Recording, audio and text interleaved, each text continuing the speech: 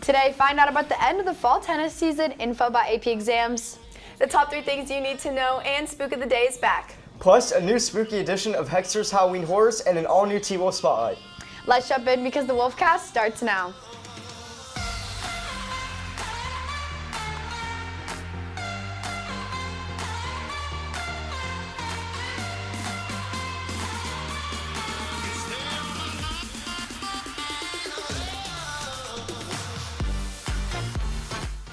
Good morning, Cedar Park. I'm Ivan Martinez, joined by Jack Polishik and Katie Whitmarsh. Next week is the final week to sign up and register for all AP tests. If you are taking an advanced placement class, you will need to sign up and pay for your AP test by Monday. To sign up for your test, head over to the CPHS website, click on AP exam registration on the home page, and fill out all of your information. The deadline to sign up is next Monday, October 25th. If you are facing any struggles relating to registering, ask a teacher or your counselor. Remember that they're always here to help, so don't be afraid to ask. As we move into the winter season, a lot of sports are wrapping up their fall seasons, one of which deserves some light. Tennis finished 3rd in the district this fall season. Varsity player Ronan Vo gives his thoughts on the performance this tennis season. Overall, as a season, we did pretty well actually. So we got 3rd in districts. We lost to Liberty Hill, who was 2nd, and then the first was Georgetown. But otherwise, we did pretty well in every other school. We beat Eastview pretty soundly. We beat Rouse, Leander. Overall, we were just a good season overall. You can catch the tennis team back in action during the spring semester. Up next, reporter Madeline Roberts has the top 3 things you need to know for today.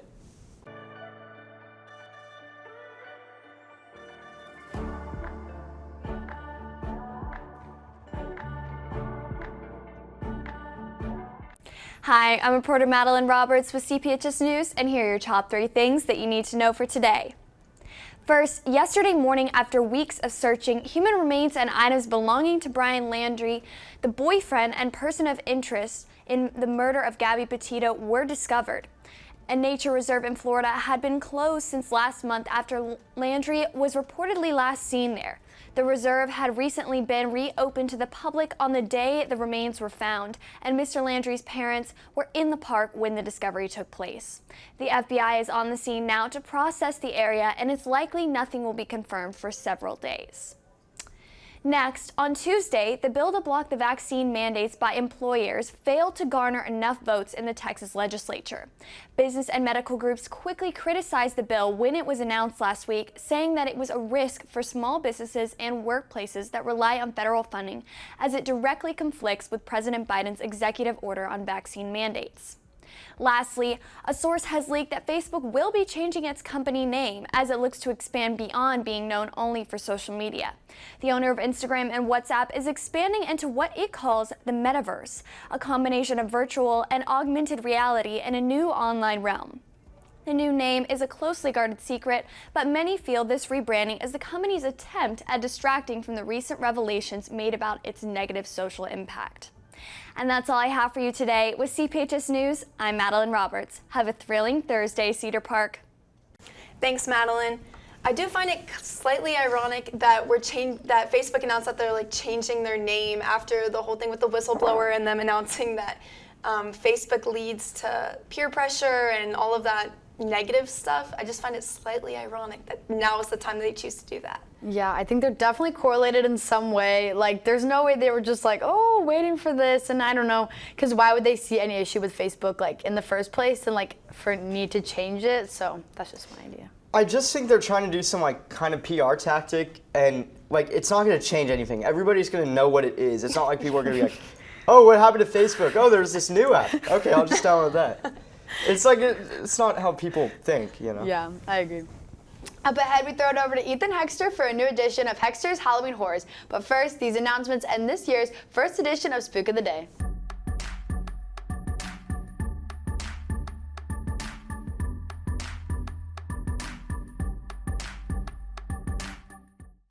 We're Tennis, and you're watching the Wolfcast.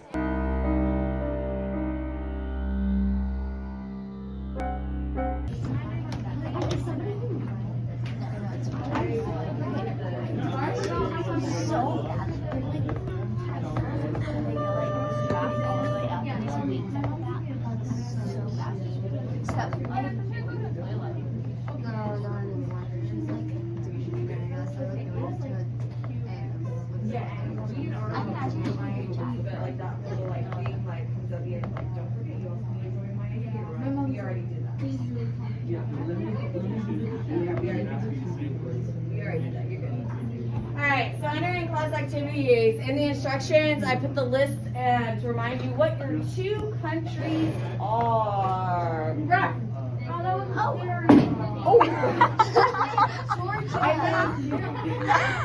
It kind of did scare me. There was a lot of like inside like shock.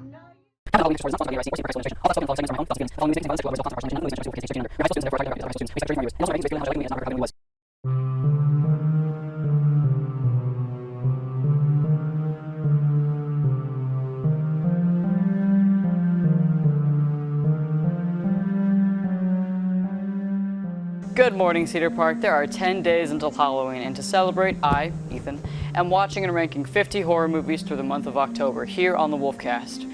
This week, we're ranking movies released from 1980 to 1968. These movies include classic slashers that define the genre. Starting off strong, first we have The Shining. Here's Johnny! Did I know what was going on? No, but it has really good cinematography. S tier. Friday the 13th. It's boring, but it did establish the whole summer camp thing, so I'll give it credit for that. C tier. Nightmare on Elm Street. This is controversial, but this is a B tier movie. I know a lot of people like this movie, but it's a B tier movie. Halloween.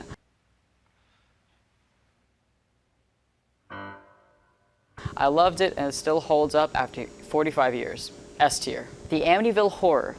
This movie was all over the place and just not it. I almost stopped watching after 40 minutes. D tier. The Hills Have Eyes. I can relate to this movie because I too have been stranded in a trailer in the middle of nowhere. I can't relate to it enough to call it a good movie though. D tier. Suspiria. This is also one of my favorite horror movies ever. It is inventive and visually amazing. A tier. Carrie.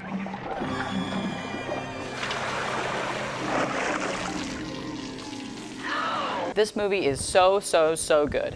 A tier. And also, our theater department is doing Carrie this weekend, so check it out at cphstheaterarts.com for tickets. The Omen. The kid really annoyed me the entire movie. C tier. Texas Chainsaw Massacre.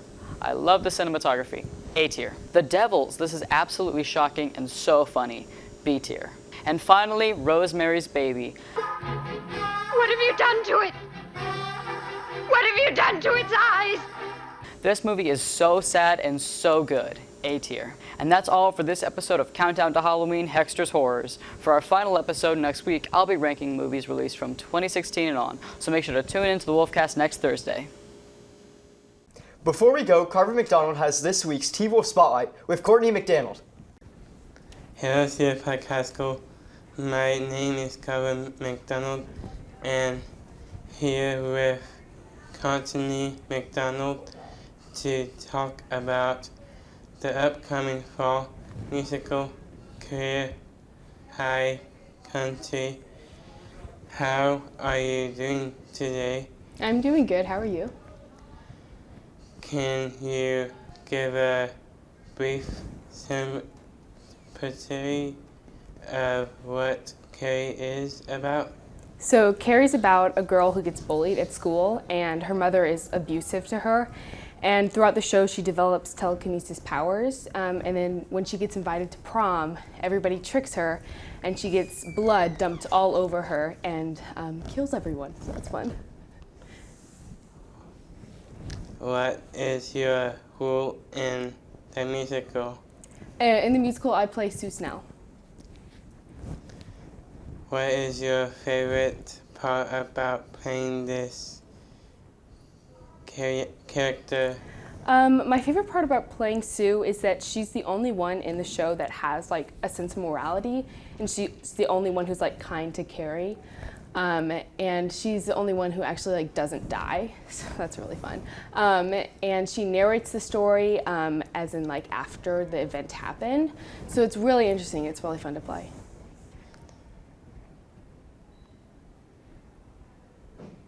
Why should people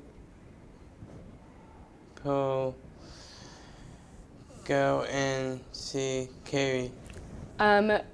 Because Halloween is coming around, watching this show will kind of give you like chills all over the place. We worked really hard on it. It's been so much fun, and I think that when you see it, you're just gonna have such a good time and enjoy it so much. All right, that's all the questions I have for you. today. Thank you, Courtney. Thank you. With CPHS News, I'm Carl McDonald. Back to you guys. Thanks, Carver. If y'all have time this weekend, make sure to head out and watch theater's production of Carrie. That's all we have for today. Make sure to head over to our Instagram at CPHS News to check out the all-region mixed choir members and those advancing to pre-area and give them a big congratulations. You can also follow at CPHS_sports for updates during the games. Catch the Wolfcast tomorrow for a band hype video, another speak of the day, your pet of the week, and more. Thanks for taking time to join us this morning. With CPHS News, I'm Katie Whitmarsh. I'm Jack Polishuk. And I'm Abby Martinez. Remember, make it a great day or not, the choice is yours.